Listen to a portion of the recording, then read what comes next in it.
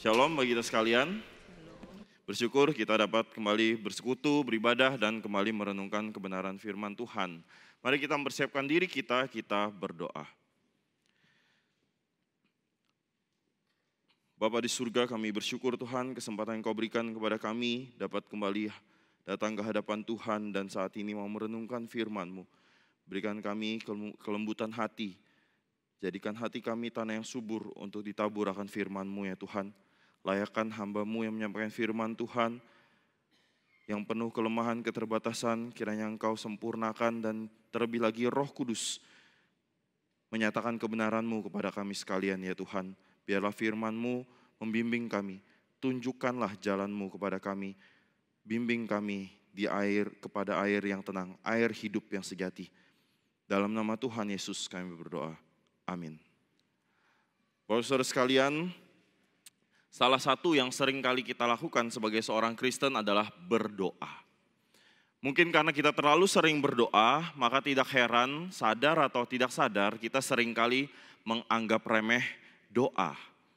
Padahal Alkitab sendiri mengatakan orang Kristen yang sudah percaya kepada Tuhan pun dapat salah berdoa. Nah, hari ini kita akan merenungkan tentang doa melalui Mazmur 4. Mari kita buka Mazmur 4.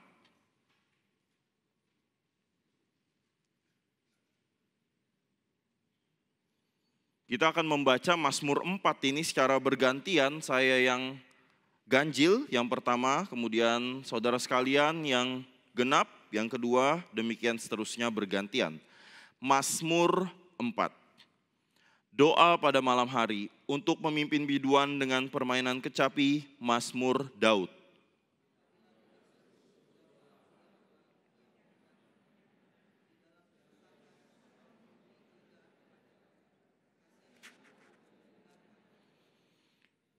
Hai orang-orang besar, berapa lama lagi kemuliaanku dinodai, berapa lama lagi kamu mencintai yang sia-sia dan mencari kebohongan?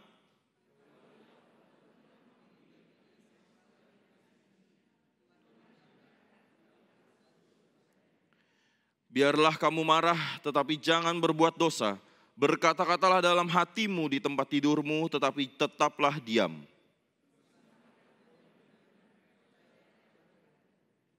Banyak orang berkata, siapa yang akan memperlihatkan yang baik kepada kita? Biarlah cahaya wajah-Mu menyinari kami ya Tuhan.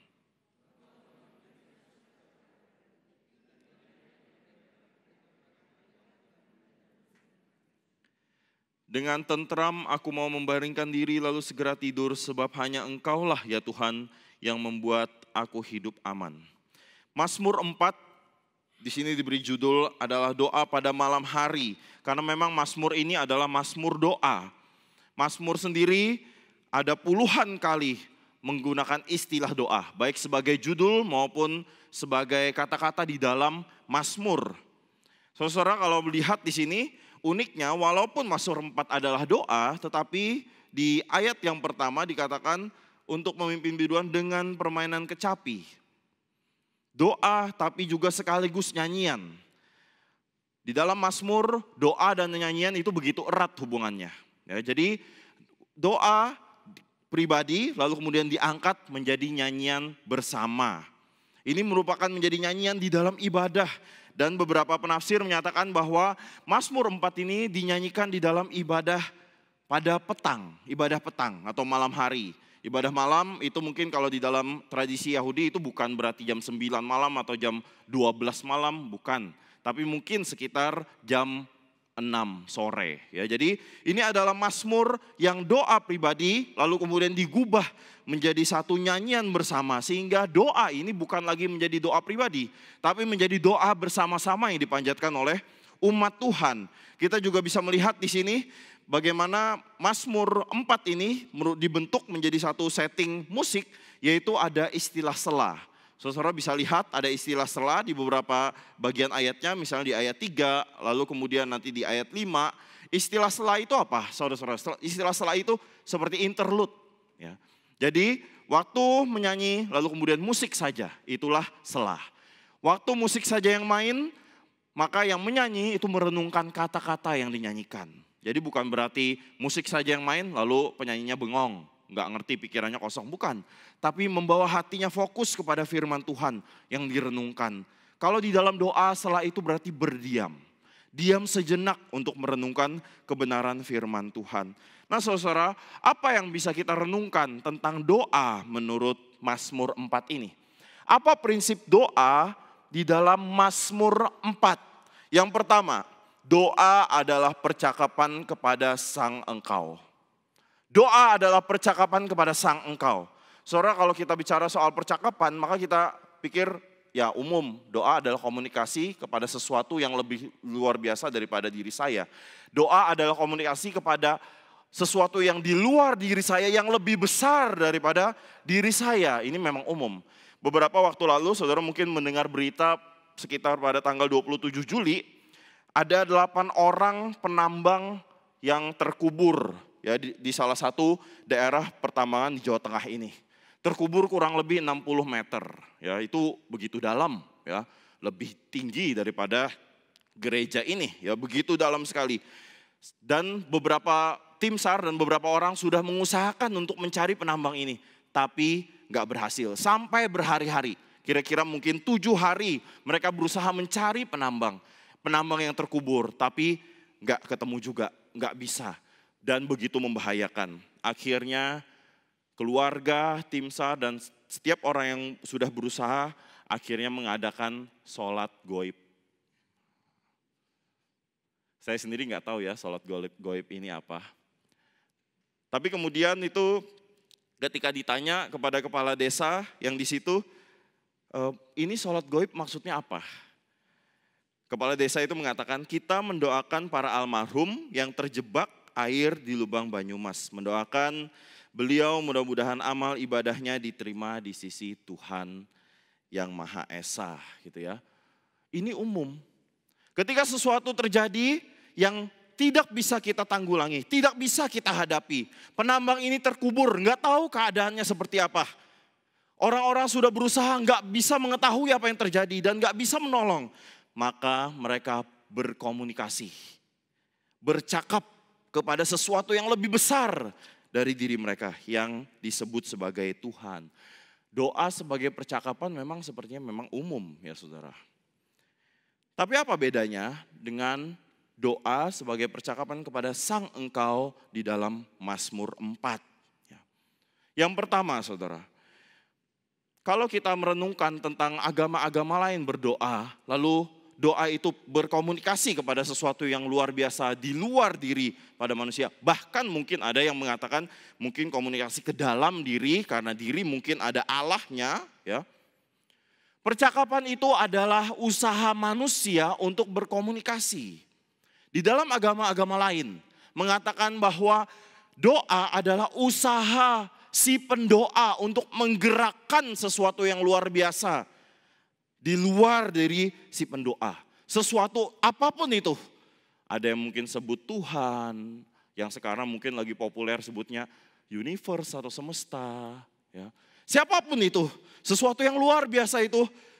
Ada bahkan yang berdoa mungkin Buddha, Yesus, Muhammad. Siapapun yang di sana yang bisa menolong saya. Mungkin ada yang berdoa seperti itu. Ini komunikasi yang luar.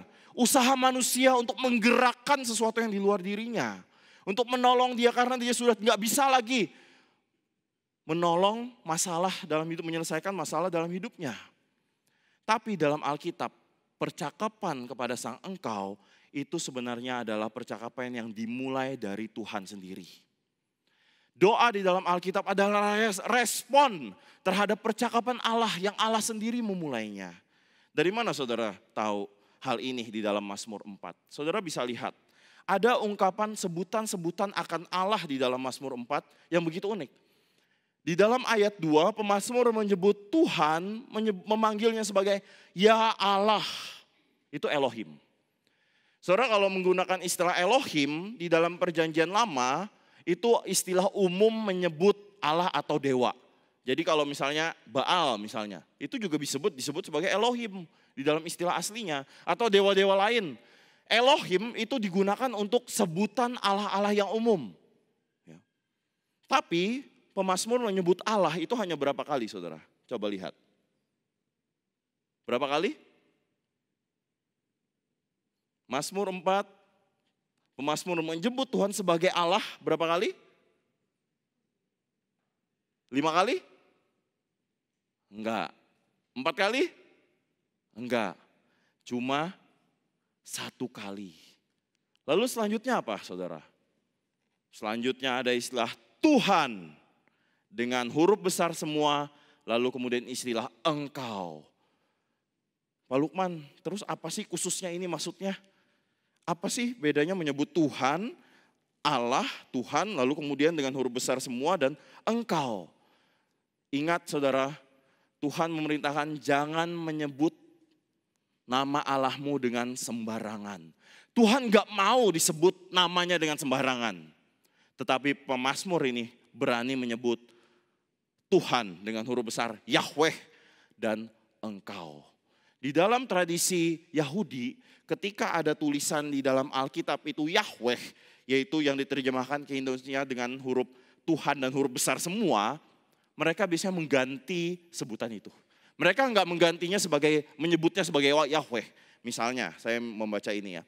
Apabila aku berseru, jawablah aku ya Tuhan yang membenarkan aku dan seterusnya. Ya. Lalu kemudian masuk ke dalam ayat 4, ketahuilah ini Yahweh.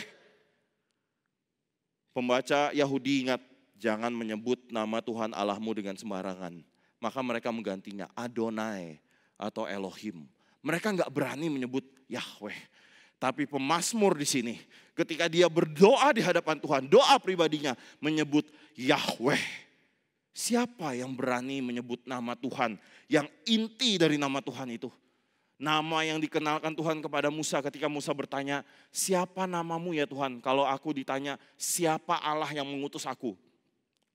Tuhan berkatakan, aku adalah aku, Yahweh. Ini nama yang sakral. Mengapa pemazmur berani menyebut Tuhan? Dan bukan hanya itu saudara, bukan hanya menyebut Yahweh, tapi pemazmur juga menyebut Tuhan sebagai Engkau. Kalau kita saudara, Pak Presiden datang ke Solo, mungkin dia lagi berkunjung ke Solo, lalu kemudian kita hadir di tengah-tengah keramaian itu, lalu ada kesempatan Pak Presiden bilang silakan Bapak Ibu saudara yang mau bertanya, silakan angkat tangan, saya akan menjawab pertanyaan-pertanyaan saudara sekalian. Lalu saudara angkat tangan, ditunjuklah silakan Bapak, ada yang ditanyakan, lalu kita bertanya kepada Pak Presiden, kita bukan menyebut begini Pak Presiden, bukan. Kenapa kamu? Wah ini kurang ajar saudara. Siapa yang berani manggil Pak Presiden kamu? Engkau, wah itu sudah.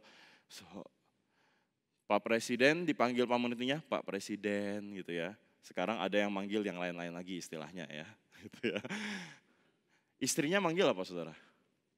Mas, ya kan? Enggak engkau kan? Engkau, enggak, paling mas. Engkau ini kata-katanya kasar saudara. Seperti enggak sopan, tanda petik ya. Seperti sok dekat. Orang yang bisa memanggil kita engkau itu adalah orang mungkin sepantaran dengan kita. Yang setara dengan kita, yang dekat dengan kita. Mungkin orang tua kita memanggil kamu, itu wajar sekali. Tapi ini Tuhan pencipta alam semesta, dipanggil engkau. Lalu kemudian dikatakan malah ini seperti keluhan, engkau dengarlah doaku, kasihanilah aku ya Tuhan. Mengapa dia berani menyebut sebagai Tuhan dengan huruf besar semua Yahweh dan menyebut sebagai engkau? Mengapa? Karena Tuhan lebih dahulu membuka percakapan itu. Dengan apa? Membuka ikatan covenant, ikatan perjanjian. Dalam Westminster, pengakuan iman Westminster mengatakan, menafsirkan, jangan menyebut nama Tuhan Allahmu dengan sembarangan. Artinya apa itu? Artinya adalah hanya orang-orang yang Tuhan berkenan saja Tuhan mau mereka menyebut nama Tuhan. Percakapan kepada Sang Engkau adalah percakapan yang sebenarnya lebih dulu dimulai oleh Tuhan. Tuhan lebih dulu membuka dirinya kepada manusia berdosa. Di dalam Yesaya 59 dikatakan, siapa sih yang membuat Tuhan dengan manusia itu menjadi jauh? Sesungguhnya tangan Tuhan gak kurang panjang. Tuhan bukan kurang kuasa, telinganya bukan kurang kuasa mendengar. Tapi dosa kitalah yang membuat kita jauh dari Tuhan. Dan ketika kita berdosa, kita jauh dari Tuhan. Yang kita lakukan selalu pergi dari Tuhan. Dan kita menciptakan Tuhan-Tuhan yang lain, hal-hal yang lain sebagai Tuhan. Kita nggak mau berjumpa dengan Tuhan yang sejati. Hanya karena Tuhan mengasihi kita, Dia membuka dirinya. Dia membuat covenant, ikatan perjanjian kepada kita. Sehingga Allah yang jauh menjadi Allah yang dekat. Kita bisa memanggil Dia, Engkau Tuhan, Engkau. Percakapan kepada Sang Engkau ini berbeda dengan beberapa hal. Yang pertama, percakapan kepada Sang Engkau ini berbeda dengan agama-agama lain. Bukan hanya karena agama-agama lain adalah usaha manusia untuk berkomunikasi kepada Tuhan. Tetapi agama lain juga sebenarnya sesungguhnya nggak tahu siapa yang mereka sembah. Nggak ngerti kepada siapa mereka berdoa. Mari kita buka beberapa ayat Alkitab. Kita buka Yesaya 29 ayat 13. Yesaya 29 ayat 13.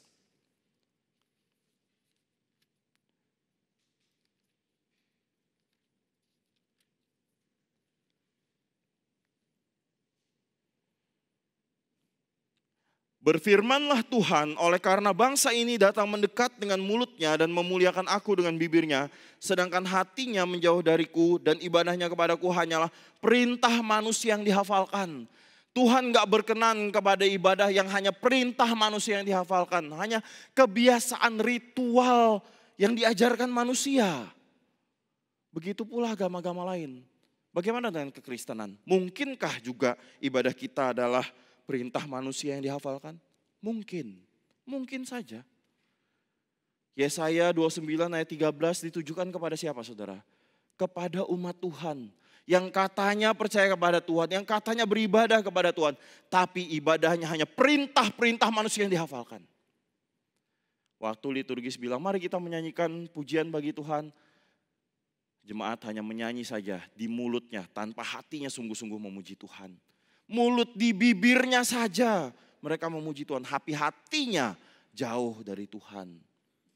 Waktu setiap penata layan melayani hanya karena dijadwalkan. Ketika ibadah menjadi perintah manusia yang hanya dihafalkan, Tuhan gak berkenan. Sekalipun kita sok kenal, sok dekat dengan Tuhan. Kita doa sama Tuhan, Tuhan Engkau, kita doa syafaat, kita dengar firman Tuhan. Ketika ibadah itu adalah perintah manusia yang dihafalkan, Tuhan tidak berkenan. Mari kita buka Roma 1 ayat 21 sampai 25.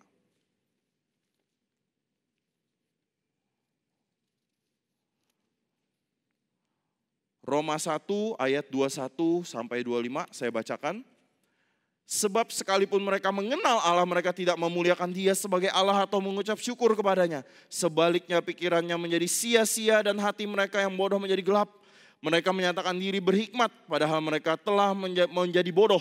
Mereka menggantikan kemuliaan Allah yang tidak fana dengan gambaran yang mirip dengan manusia yang fana. Burung-burung, binatang-binatang yang berkaki 4 atau binatang-binatang melata.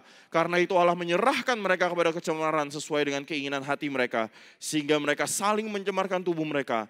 Memang mereka menggantikan kebenaran Allah dengan dusta dan memuja dan menyembah makhluk dengan melupakan penciptanya yang terpuji sampai selama-lamanya. Amin. Ini siapa yang melakukan ini saudara? Manusia berdosa.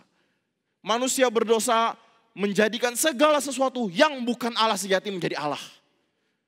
Apapun itu, wajah kita, harga diri kita, kepintaran kita, kekayaan kita, harta kita, orang-orang sekitar, keluarga kita, bahkan mungkin agama kita dan gereja kita. Saudara, Tuhan gak berkenan kepada ibadah yang hanya perintah manusia, yang hanya buatan manusia. Ini bukanlah percakapan kepada Sang Engkau yang sejati. Ini bukanlah doa yang diajarkan Alkitab di dalam Mazmur 4. Lalu yang kedua, doa di dalam Mazmur 4 yang pertama ini berlawanan dengan doa seperti apa? Bukan doa yang bertele-tele. Saudara lihat lagi Mazmur 4, coba baca lagi. Lihat Bertele-tele kah Mazmur? Enggak, saudara. Dari mana kita tahu? Kita lihat di sini. Jawablah aku ya Tuhan, kasihanilah aku ya Tuhan, dengarlah doaku ya Tuhan. Bukan doa yang merayu-rayu, doa yang langsung kepada siapa engkau, yaitu Tuhan yang sudah mengikat perjanjian kepadaku. Bukan kepada Allah yang gak jelas dengan ungkapan-ungkapan merayu-rayu, tapi doa langsung. Lalu yang ketiga saudara, kita lihat Mazmur 4, percakapan kepada sang engkau, berlawan sekali doa yang berpusat pada diri. Doa yang bukan berpusat pada diri. Mazmur mengajarkan doa yang berpusat kepada diri. Saudara, di dalam dunia kita saat ini, itu diri itu sangat ditinggikan. Segala iklan, film, semuanya. Kebahagiaanmu, cintamu kepada dirimu, love yourself, percaya kepada dirimu, apa yang menguntungkanmu, yang membuatmu berhasil, semua dimanfaatkan untuk mencapai kemauanmu, keinginanmu, harapanmu. Semuanya aku, semuanya tentang kita. Semuanya tentang aku. Saudara, saya pernah baca satu buku ini ya tentang pidato ya. Saya baca, kalau nggak salah, saya lupa entah Carnegie atau siapa yang tulis ya. Saya agak lupa. Lalu salah satu tipsnya dia sampaikan, bagaimana sih supaya orang itu waktu kita bicara orang itu ingat sama kita ya, terkesan sama kita. Bicarakanlah tentang dirinya.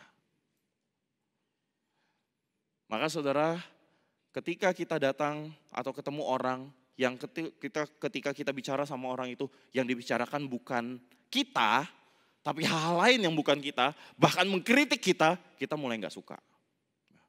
Sama, kalau saudara ke gereja, seringkali kita ke gereja cuma pikir gereja ini apa sih yang gereja berikan kepadaku? Apa yang bisa saya dapatkan?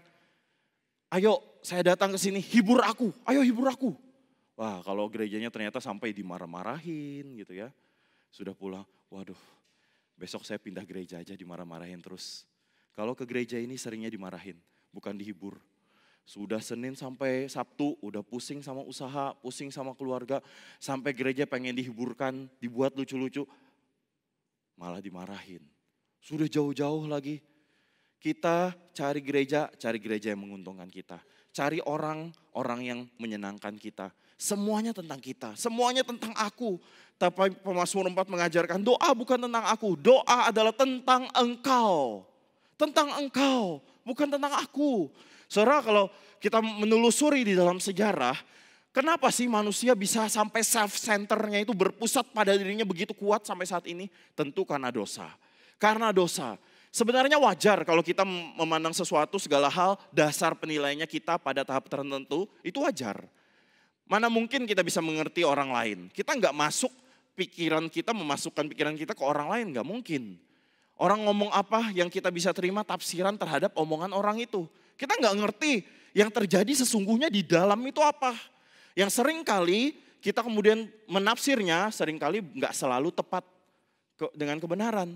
Tafsiran kita bisa dekat dengan kebenaran, bisa jauh sekali dengan kebenaran. Saudara, waktu kemarin kebersamaan di dalam ini ya, acara OSG ya, waktu awal-awal ada gamenya itu menarik ya. Gamenya itu dengan gerakan-gerakan ya. Jadi tanpa kata-kata. Lalu diurut ya gerakan-gerakan itu, wah itu bisa jauh banget. Dari misalnya yang satu, yang paling gampang sih saya. Waktu itu dicontohin saya, dia contohin gini-gini. Wah sudah, di belakang, wah gampang. Itu tim itu menang akhirnya. Waduh, cuman saya sama yang Padawis yang benar ya. Yang lain gak ada yang benar ya. Kenapa? Waktu gerakan gini gak ngomong tafsiran. Ada yang begini-begini sampai jadi nyapu-nyapu. Padahal maksudnya apa ini dari atas mungkin lalu sampai nyapu-nyapu bersihin apa. Yang kita terima di hadapan kita itu tafsiran. Kita nggak bisa masuk ke dalam pikiran orang lain, ke hati orang, kita nggak ngerti. Wajar kalau menilai sesuatu itu memang dari kita, itu pada tahap tertentu wajar. Tapi masalahnya saudara, itu meruncing. Karena dosa, maka kita sungguh-sungguh berpusat pada diri kita. Segala sesuatu kita nilai dengan diri kita. Di dalam sejarah filsafat itu ada nama filsuf namanya Descartes. Tulisannya Descartes ya saudara. Ungkapannya yang terkenal, cogito ergo sum. Aku berpikir maka aku ada. Nah, aku berpikir maka aku ada. Maka ini menjadi filsuf rasionalisme. Saya nggak membahas tentang cogito ergo sumnya. Tapi yang jarang sekali diperhatikan bagaimana sih Descartes itu mendapatkan inspirasi ini. Descartes waktu itu melawan skeptisisme. Skeptisisme apa? Yang meragukan segala sesuatu. Nggak ada kebenaran mutlak, nggak ada kepastian. Semuanya diragukan. Skeptisisme bukan muncul sekarang. Skeptisisme muncul sudah lama. Sejak reformasi, Roma Katolik itu diruntuhkan, paus itu dipertanyakan, kebenaran bukan lagi paus lagi, maka mulai orang meragukan akan kebenaran. Salah satu aliran yang meragukan kebenaran, skeptisisme. Lalu Descartes hidup di tengah-tengah zaman itu, di mana Descartes itu sebenarnya percaya kepada Tuhan. Descartes mau membela kebenaran yang sejati, kebenaran yang mutlak. Dia seorang Katolik yang percaya kepada Tuhan, walaupun mungkin konsep Tuhannya kita pertanyakan. Descartes kemudian berinteraksi kepada skeptisisme, oke, skeptisisme. Kalian katakan gak ada kebenaran, kalian meragukan segala kebenaran, gak ada kebenaran mutlak. Oke, sekarang saya akan pakai metode kalian, lalu saya akan menyatakan bahwa ada kebenaran mutlak. Lalu Descartes mengatakan, aku akan meragukan segala sesuatu. Semua manusia yang di hadapanku ini palsu. Gedung ini gak ada, semua diragukan keberadaannya. Mungkin hanya ilusi saja. Sampai akhirnya dia meragukan dirinya. Saya juga, saya gak ada. Tapi waktu saya nggak ada, nggak bisa. Saya nggak ada, nggak bisa. Saya masih sadar, saya nggak bisa bilang nggak ada. Perkataan saya kepada diri saya nggak ada itu hanya perkataan kosong saja. Perkataan informasi konseptual saja.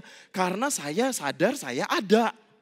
Maka Descartes mengatakan, ketika saya sudah meragukan segala sesuatu, ada satu yang nggak bisa saya ragukan lagi.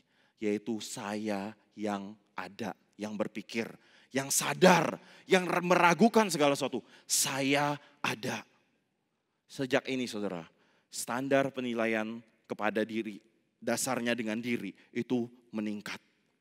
Semua dinilai dengan diri, keberadaan orang lain, perasaan orang lain, penilaian orang lain, achievement pencapaian orang lain, dasarnya diri. Kalau orang itu menguntungkan saya, kalau orang itu merugikan saya, semuanya tentang saya. Sampai sekarang gak heran, kita terus memikirkan tentang diri. Maka gak heran kalau istilah tadi ya, rema dan penglihatan. Rema tuh biasanya tentang apa sih? Firman Tuhan untuk aku. Biasanya kayak gitu kan? Rema itu aku menerima rema. Ini firman yang menggugah aku.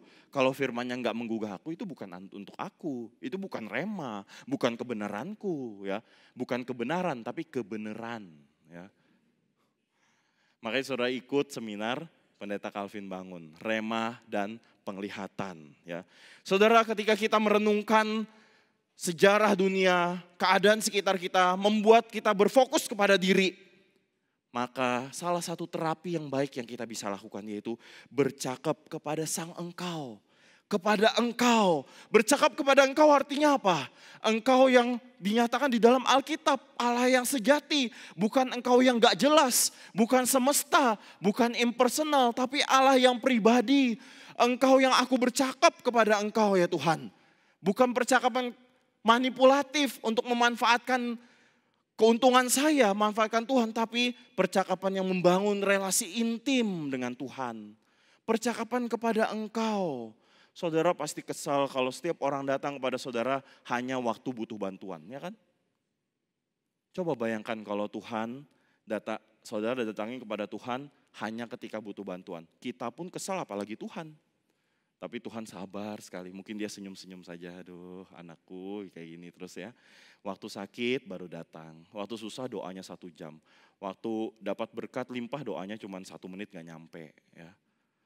Kita seringkali manfaatkan Tuhan. Mengapa? Karena kita terlalu banyak mementingkan diri sendiri. Maka percakapan kepada Sang Engkau membuat kita keluar dari diri kita. Saudara lihat pemazmur. Waktu pemazmur berdoa bercakap kepada Engkau. Dia menyebut Tuhan sebagai Engkau, Tuhan. Maka lihat, Engkau memberi kelegaan kepadaku.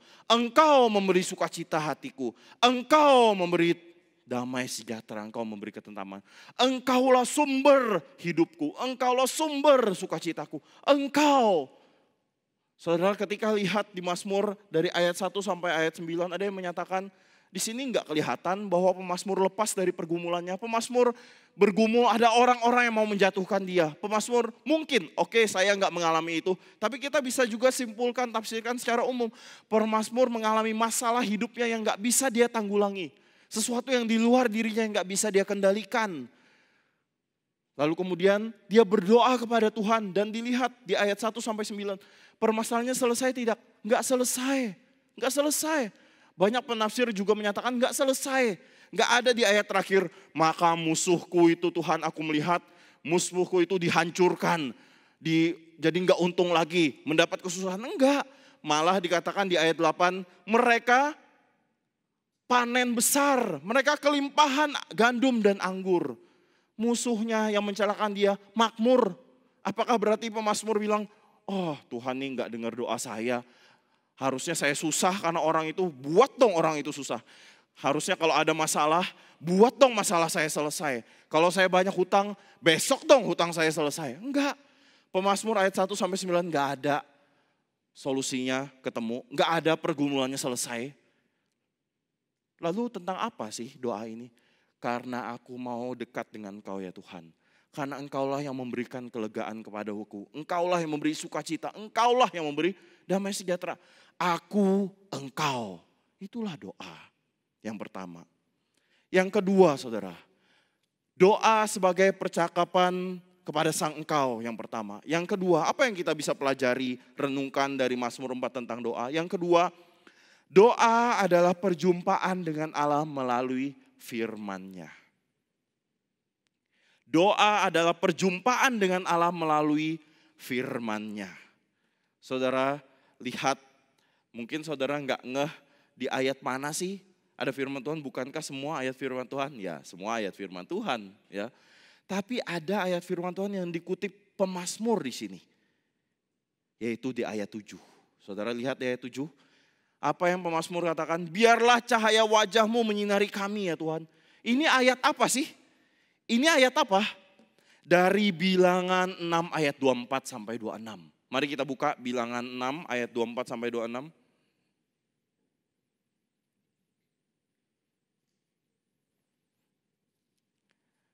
Mari kita baca bersama-sama ayat ini. Bilangan 6 ayat 24-26. 1, 2, ya. Tuhan memberkati engkau dan melindungi engkau. Tuhan menyerang engkau dengan wajah-Nya dan memberi engkau kasih karunia. Tuhan menghadapkan wajah-Nya kepadamu dan memberi engkau damai. Ini ayat yang sering dipakai untuk doa berkat. Ayat yang sering dipakai untuk doa berkat di dalam ibadah, khususnya di dalam ibadah Yahudi. Sampai sekarang pun sering dipakai menjadi doa berkat. Saudara, suatu ketika ada seorang pemudi datang kepada pendeta di gerejanya. Pemudi ini datang kepada pendetanya, lalu dia katakan, Bapak pendeta, saya minta tolong, Bapak bisakah kapan ada waktu mampir ke rumah saya untuk berdoa bersama-sama ayah saya yang sedang sakit. Ayah saya sudah terbaring beberapa hari, sedang sakit, sehingga nggak bisa ke gereja, dan saya ingin rindu juga ayah saya bisa didoakan oleh Bapak Pendeta. Lalu pendetanya ini pun sampai suatu kali datang ke rumah pemudi ini, ya, ke rumah mereka. Ya, lalu kemudian rumah itu sederhana, rumah itu kecil, jadi ruang tamu dengan kamar itu hanya ada sekat ini sederhana saja. Lalu Pak Pendeta masuk. Waktu Pak Pendeta masuk ke kamar, ada ayah yang terbaring, ada seorang bapak ya yang terbaring di situ, ayah dari pemudi ini. Dilihat di samping keranjangnya itu ada kursi kosong. Ya. Lalu Pak Pendeta bilang, menyapa, halo Pak, ya, saya kesini karena saya disampaikan oleh anak Bapak, Bapak sakit, jadi saya mau berdoa dengan Bapak. Wah, saya bersyukur ya, Bapak ini sepertinya sudah ada kursi kosong untuk menunggu saya ya Pak ya, gitu ya. Ini setiap kali pendeta kalau ada kursi kosong tuh selalu kegeeran, itu mungkin untuk dia ya. Padahal nggak selalu ya. Kata Bapak ini bilang, oh enggak, memang enggak ya saudara. Oh enggak, bukan ya. Loh jadi kenapa ada kursi kosong di sini? Nah lalu bapaknya itu cerita, Pak Pendeta, saya dulu tuh kan belum bertobat. belum percaya kepada Tuhan Yesus. Lalu suatu kali saya percaya kepada Tuhan Yesus dengan tubuh yang masih terbaring. Dia cerita demikian dengan kata-kata yang tidak terlalu begitu jelas. Dia bercerita kepada Pak Pendeta, dulu waktu saya bingung jadi orang Kristen itu seperti apa sih harusnya. Dan salah satu hal sederhana yang bisa saya mungkin pelajari yaitu tentang berdoa. Saya tanya teman saya yang sudah Kristen. Saya tanya teman saya gimana sih caranya berdoa jadi orang Kristen itu. Ya. Lalu teman saya katakan, kalau kamu berdoa, kamu itu taruh 2 kursi. Jadi 1 kursi, 2 kursi yang berhadapan. Ya. Lalu kemudian 1 kursi itu tempat kamu duduk. Ya. Kamu berdoa di situ dengan duduk. Lalu kursi yang kosong, anggaplah di situ ada Tuhan Yesus. Lalu waktu Bapak berbicara, itu waktu berdoa itu anggap seperti berbicara dengan Tuhan Yesus ada di hadapan Bapak. Jadi ada kursi kosong, ada Bapak duduk. Jadi seperti berbicara ini dengan seperti teman saja, ya.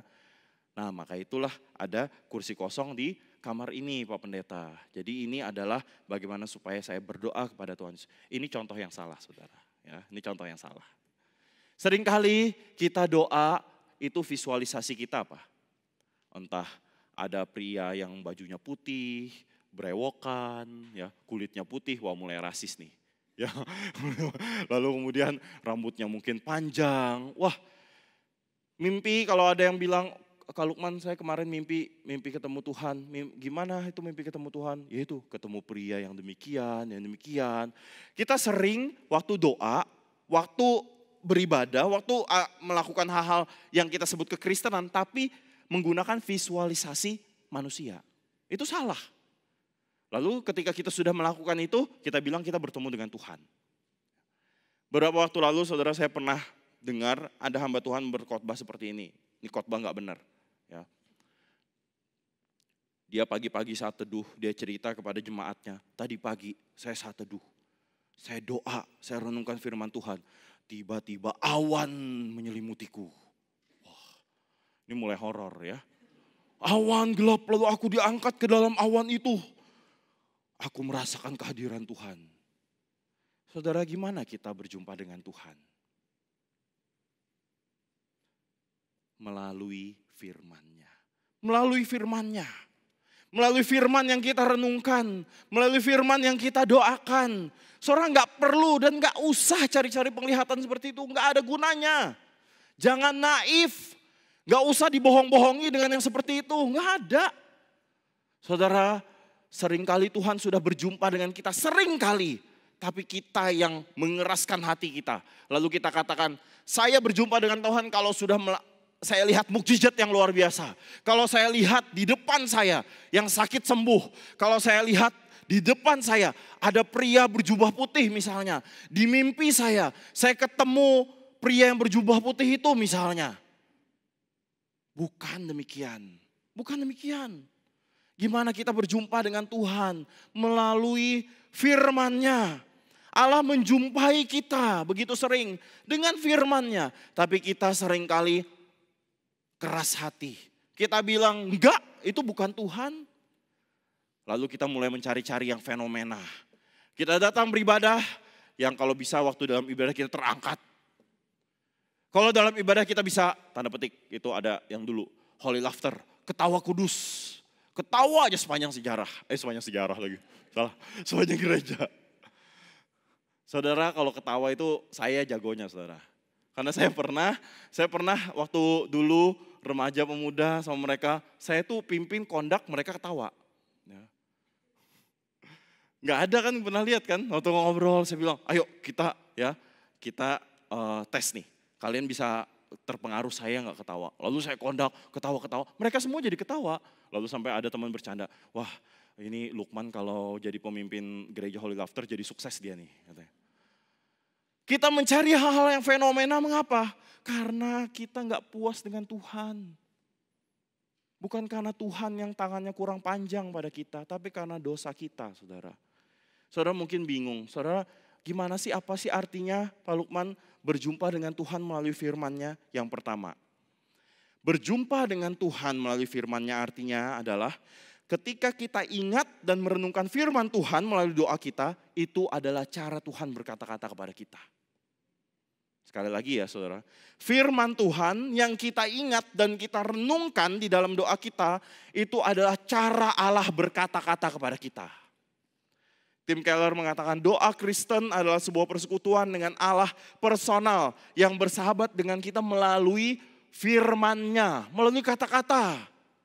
Allah berkata-kata kepada kita itu adalah Allah yang pribadi, yang personal, yang artinya berelasi dengan kita di dalam doa kita. Saudara, kalau kita doa, kita malah menggambarkan, membayangkan, membuat bayangan gambar-gambar yang lain yang gak sesuai Alkitab, itu bukan Allah yang sejati. Kita jatuh kepada penyembahan berhala. Lalu kita katakan, saya gambarinnya Tuhan Yesus kok, salib kok. Bukan, saudara, bukan. Itu yang lain, bukan Allah sejati. Karena kita berjumpa kepada Allah sejati melalui firman-Nya. J.I. Packer membuat lebih jelas di dalam salah satu bukunya yang bagus sekali. Dia mengatakan, kita mungkin tidak mendengar suara-suara atau merasakan kesan kuat yang tiba-tiba dari sesuatu yang terjadi waktu kita berdoa. Tetapi saat kita merenungkan, mengungkapkan masalah kita kepada Tuhan, lalu kemudian kita merenungkan akan firman Tuhan, maka muncul iman, kekuatan kepada firman Tuhan, berpegang teguh pada firman Tuhan. Kita mempunyai pandangan yang baru tentang Allah, tentang kita, tentang masalah kita, tentang segala sesuatu. Itu artinya kita berjumpa dengan Tuhan. Itu artinya kita berjumpa dengan Tuhan. Lalu kedua, apa artinya berjumpa dengan Allah melalui firman? Yang kedua, artinya ketika Allah berfirman itu artinya Allah bertindak. Allah bertindak itu artinya Allah menyatakan intervensinya, keterlibatannya di dalam dunia ini secara aktif.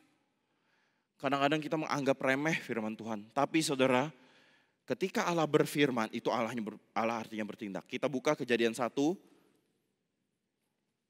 ayat yang begitu lama sekali, tapi mungkin jarang kita perhatikan. Kejadian 1 ayat 3.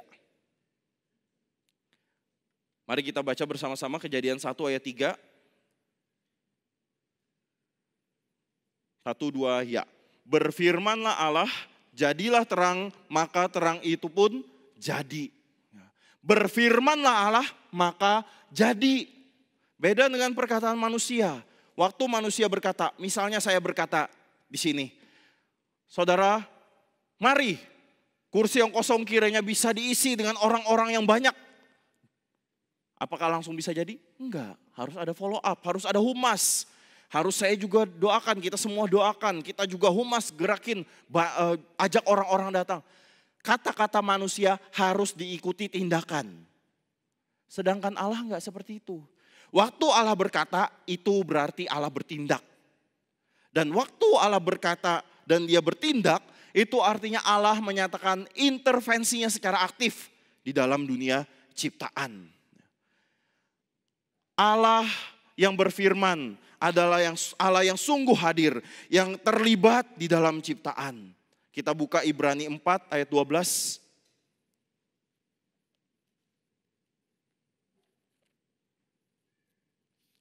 Ini ayat yang indah sekali. Mari kita baca bersama-sama. Ibrani 4 ayat 12.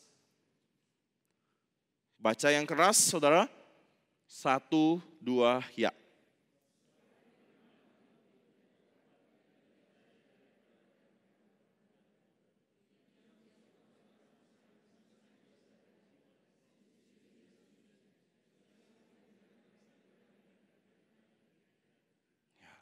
Firman Allah yang hidup dan kuat.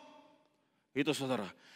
Yang hidup dan kuat, yang tajam, yang menusuk, yang membelah segala pertimbangan. Firman Allah adalah wujud nyata kehadiran Allah di tengah-tengah dunia.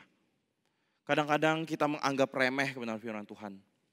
Saudara, lihat pemazmur. Dia mengutip tadi saya katakan doa berkat. Doa berkat artinya apa? Satu firman Tuhan yang sering dipakai untuk berkat, yang seringkali mungkin setiap ibadah menggunakan ayat itu. Artinya ratusan kali mungkin dia sudah mendengar firman itu. Yang doa berkat yang seperti biasa saja dia ingat. Mungkin kita bilang, oh pemazmur ingat karena dia sering merenungkan firman Tuhan siang dan malam. Enggak, ini firman yang wajar, yang biasa sekali di dalam ibadah, di dalam doa berkat. Firman sederhana. Kadang-kadang kita sering banget meremehkan kehadiran Tuhan melalui firman-Nya. Ada banyak orang kadang datang ke ibadah itu yang penting gak ketinggalan khotbahnya. Itu. Jadi telat gak apa-apa, yang penting belum khotbah ya pendetanya. Nah, waktu khotbah udah dengerin dengan baik. Saudara menganggap remeh pembacaan Alkitab di awal. Berapa banyak kita baca Alkitab sungguh-sungguh di awal yang awal pembacaan Mazmur tadi. Kalau saudara menganggap remeh kehadiran Tuhan melalui firman-Nya, gak heran saudara sekalian dianggap remeh Tuhan. Tuhan sudah sungguh-sungguh menyatakan kebenaran firman-Nya. Ada yang beribadah sudah dari awal ikut, lalu sampai persembahan gak ikut doa berkat. Gak ikut doa berkat, lalu pulang. Saya sudah terima firman Tuhan, saya sudah memberikan persembahan, menganggap remeh doa berkat. Dan saya percaya pemazmur bukannya seperti itu.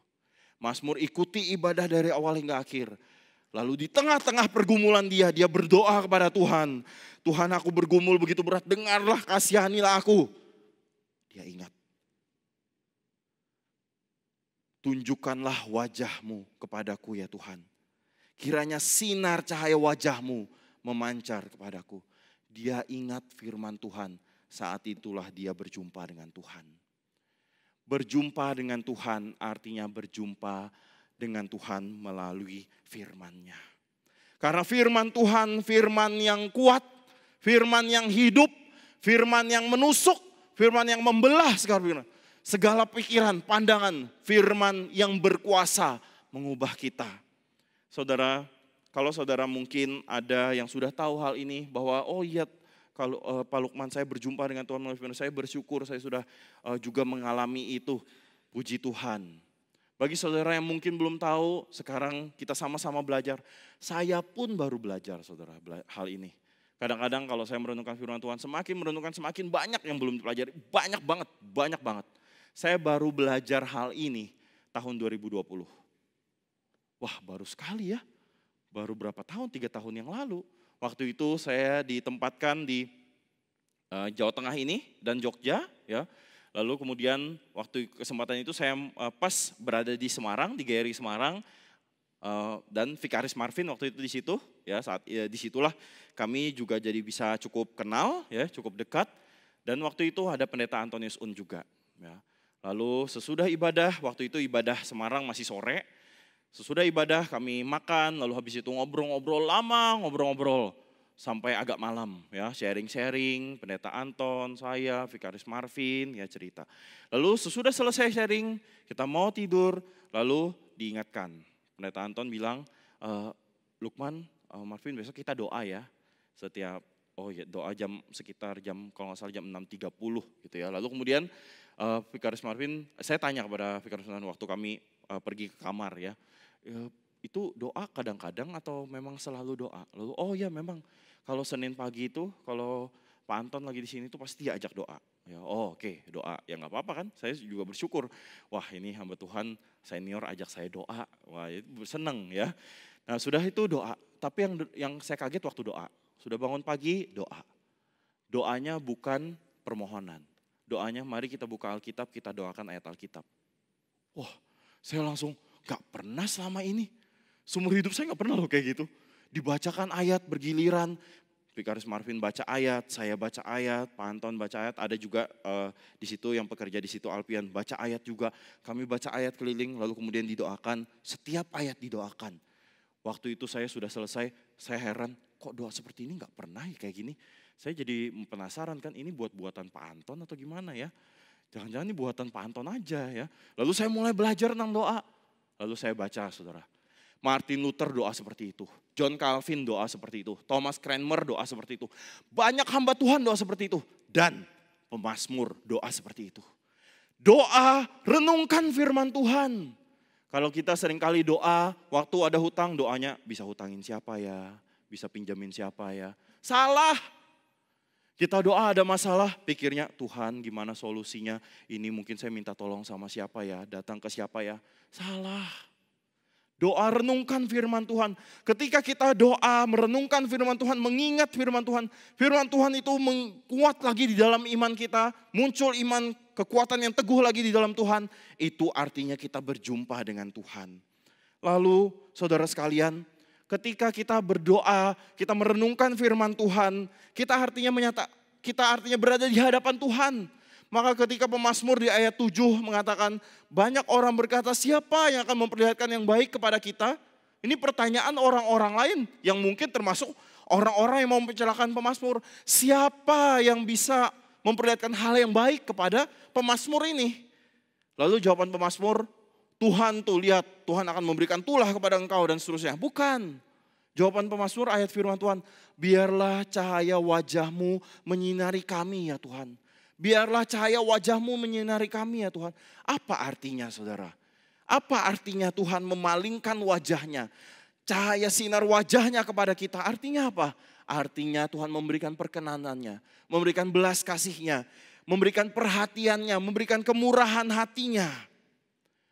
Kita mungkin berjumpa dengan Allah melalui firman-Nya. Kita mungkin berjumpa dengan Allah melalui hal-hal yang rutin mungkin. Yaitu melalui firman-Nya. Kadang-kadang kita hanya mengatakan kalau kita berjumpa dengan Allah itu kalau mengalami hal yang luar biasa. Kalau saya lumpuh, saya bisa berjalan. Itulah saya berjumpa dengan Tuhan. Kalau saya sakit, saya sembuh. Kalau saya apapun dari nol lalu jadi sukses. Apapun itu hal-hal yang luar. Itu artinya kita berjumpa dengan Tuhan. Bukan. Berjumpa dengan Tuhan artinya berjumpa dengan Tuhan melalui firman-Nya. Saudara, waktu dulu saya saya masih ingat dulu sewaktu asrama itu ada satu teman itu doa makan yang gak pernah saya lupa sampai sekarang. Kalau doa makan itu kira-kira 10 tahun lebih yang lalu. Tapi sampai sekarang saya masih ingat doanya. Ya, orang doa bertobat yang ingat ya, saya doa makan. Mengapa saudara? Karena doanya ini gak pernah saya dengar orang mengucapkan doa ini selama saya berdoa makan dengan orang lain dan doa saya sendiri. Ya. Wah, ini luar biasa banget ya. Kalau kita bilang, wah doa seperti apa ini ya. Kalau kita doa makan biasanya saya bersyukur atas makanan ini gitu ya. Itu terus kayaknya Tuhan tuh dengar mungkin bosan juga. Pagi doanya seperti itu, malam doanya seperti itu, besok doanya seperti itu, setahun doanya seperti itu. Doa makan ini gak kreatif banget sih umatku ini ya. Tapi orang ini ya, rekan saya dulu di asrama, ya sampai sekarang sudah jadi hamba Tuhan, tapi saya gak mau sebut namanya ya saudara. Nanti jadi sombong. Saya ingat banget ya, itu doanya. Doa bersama di asrama, mari kita berdoa. Silakan, ini mimpin doa ya. Lalu dia doa seperti ini. Dia doa, terima kasih Tuhan untuk makanan ini karena kami ingat lebih baik sepiring sayur dengan kasih daripada lembu tamun dengan kebencian. Waduh. Saya ketawa saudara waktu dia doa itu. Saya senyum-senyum, teman-teman juga senyum-senyum.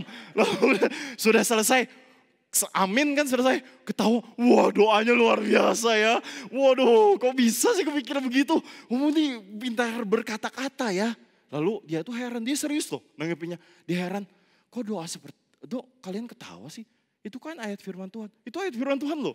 Saya baru sampai sekarang saya gak lupa. Itu di Amsal 15 ayat 17.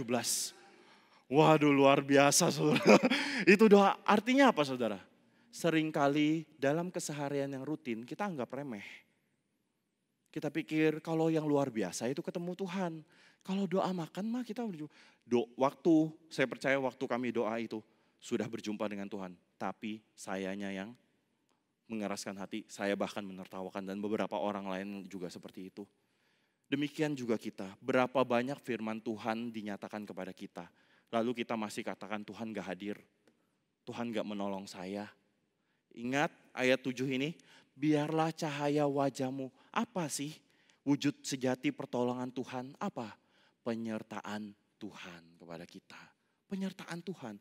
Lalu yang terakhir saudara, yang terakhir, melalui doa kita, apa yang dinyatakan? Apa yang dinyatakan pemazmur di sini?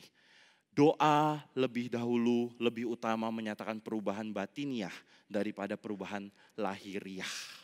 Sekali lagi saudara, jawaban doa yang utama adalah memberikan perubahan batiniah daripada perubahan lahiriah. Saudara, kita lihat ayat 8 dan ayat 9. Ya. Ayat 8, apa yang diberikan Tuhan kepada itu pemazmur, yaitu sukacita. Lalu ayat 9, tentram, di dalam aslinya shalom, damai sejahtera. Saudara, ada yang unik di sini. Di dalam tafsiran terjemahan Indonesia yang baru itu ada. Kalau di tafsiran terjemahan Indonesia yang lama, saudara, saya bacakan ayat 8. Engkau telah memberikan sukacita kepadaku. Itu di tafsiran Indonesia yang TB1. TB2 saya bacakan, tetapi engkau telah memberi sukacita dalam hatiku. Dalam hatiku. Kadang-kadang kita pikir kalau Tuhan memberikan perubahan di luar hal-hal lahiriah, itulah artinya jawaban doa. Bukan, itu bukan yang utama. Bisa tidak jawaban doa hal lahiriah? Bisa, tapi bukan itu yang utama yang Tuhan kerjakan.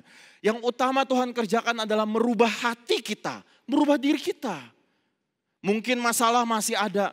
Pemazmur tadi saya katakan musuhnya masih ada. Bahkan di ayat 8 dikatakan, engkau telah memberikan sukacita dalam hatiku, dilanjutkan melebihi sukacita ketika mereka.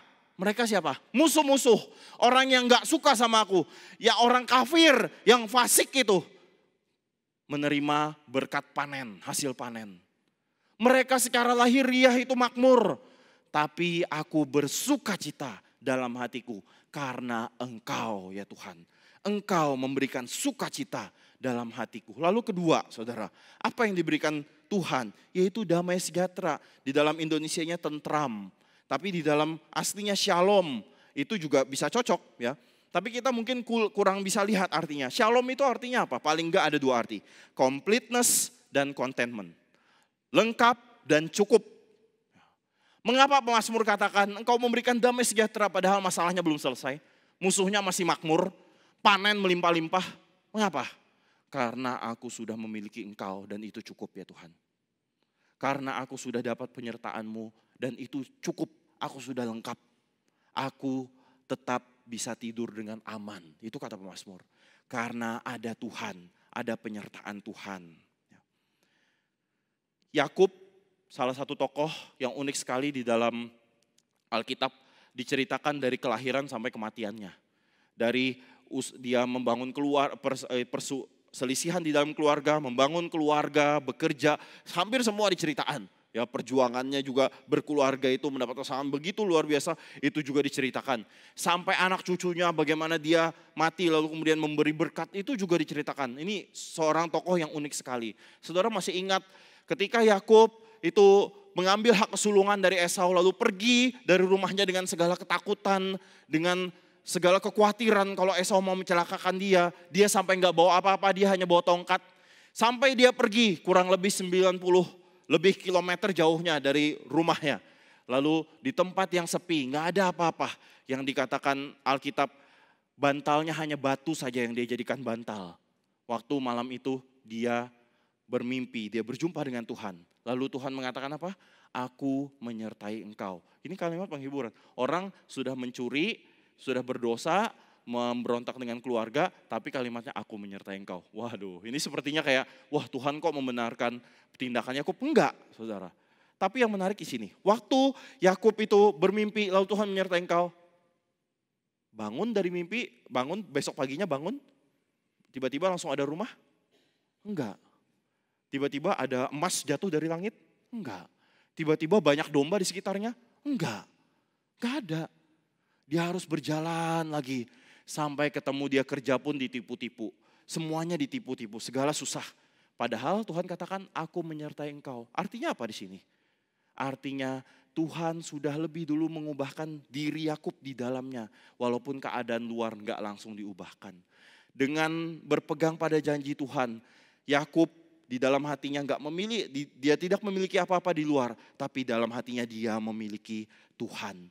Dia berpegang pada janji Tuhan, aku menyertai engkau. Saudara, ketika kita lihat di dalam perjanjian baru, istilah-istilah di dalam Mazmur 4. Engkau memberikan kelegaan bagiku, engkau memberikan sukacita bagiku, engkau memberikan damai sejahtera bagiku. Itu digenapi di dalam Tuhan Yesus. Mari kita buka beberapa ayat ini. Kita buka Yohanes 15 ayat 11. Kita baca bersama-sama Yohanes 15 ayat 11. Yohanes 15 ayat 11, 1, 2, ya. Semuanya itu kukatakan kepadamu supaya sukacitaku ada di dalam kamu dan sukacitamu menjadi penuh. Saudara bisa banyak lagi ayat, Roma 15 ayat 13, Matius 11 ayat 28, Tuhan Yesus katakan aku memberikan kelegaan kepadamu. Efesus 2 ayat 4 dikatakan dialah Yesuslah damai sejahtera kita. Istilah-istilah yang pemazmur katakan, kelegaan, sukacita, damai sejahtera, memuncak di dalam Tuhan Yesus Kristus. Saudara, ketika kita bergumul, kita berdoa ke hadapan Tuhan, doalah penyertaan Tuhan. Dan Tuhan sudah menyatakan Dia menyertai kita. Dengan datang ke dunia ini, yaitu Tuhan Yesus Kristus, Dialah sukacita kita, Dialah kelegaan kita, Dialah damai sejahtera kita, Dialah Sang Engkau yang berinkarnasi, yang datang menjumpai manusia yang berdosa, supaya kita memperoleh kelegaan, sukacita, damai sejahtera, dan kita bisa mengatakan, ya Tuhan, Engkau cukup bagiku. Mari kita berdoa. Bapa surga, kami bersyukur Tuhan atas kesempatan yang Kau berikan kami merenungkan firman-Mu. Kuduskanlah kami dengan firman-Mu ya Tuhan. Ubahlah hati kami, tunjukkan kami jalan-Mu. Ajar kami semakin serupa dengan Kristus. Ajar kami di tengah pergumulan kami memanjatkan doa-doa yang berkenan kepada Tuhan. Ajar kami berdoa ya Tuhan. Dalam nama Tuhan Yesus kami berdoa. Amin.